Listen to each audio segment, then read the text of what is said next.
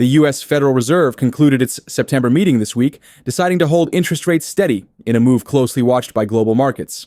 Citing persistent but moderating inflation and a resilient labor market, the Fed opted for a wait-and-see approach. However, Chairman Jerome Powell signaled that the fight against inflation is not over, leaving the door open for a potential future hike before the year's end. The decision has created a stir on Wall Street, with investors cautiously optimistic but keenly aware that the U.S. economy remains at a critical crossroads between curbing inflation and risking a recession.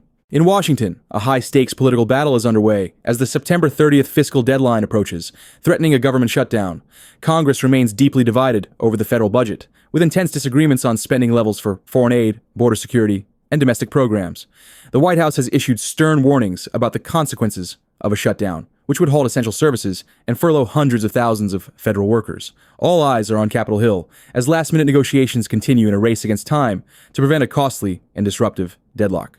The International Monetary Fund this week released its updated World Economic Outlook, painting a challenging picture for the year ahead. The IMF trimmed its global growth forecast, citing a combination of high interest rates, China's ongoing property sector crisis, and the economic strain on Europe from the war in Ukraine. The report highlights a growing divergence between resilient economies like the United States and struggling regions. The IMF is urging central banks to remain vigilant against inflation while calling for targeted government support to protect the most vulnerable populations from a prolonged slowdown. Tensions have escalated dramatically in the Black Sea this week after Ukraine claimed a successful long-range missile strike on a key Russian naval headquarters in occupied Crimea. In response, Russia launched a widespread retaliatory drone and missile barrage against Ukrainian port cities, including Odessa. The tit-for-tat attacks threaten to further disrupt global grain shipments and have drawn condemnation from NATO allies, who are meeting to discuss enhancing security in the vital waterway as the conflict expands into a critical maritime domain.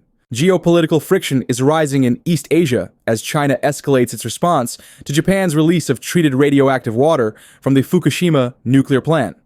This week, Beijing implemented a complete ban on all Japanese seafood imports, a move Tokyo has called unscientific and politically motivated. The dispute is now before the World Trade Organization, and the diplomatic fallout is straining relations between the two economic giants, creating uncertainty for regional supply chains and raising concerns among neighboring countries about both environmental safety and economic stability.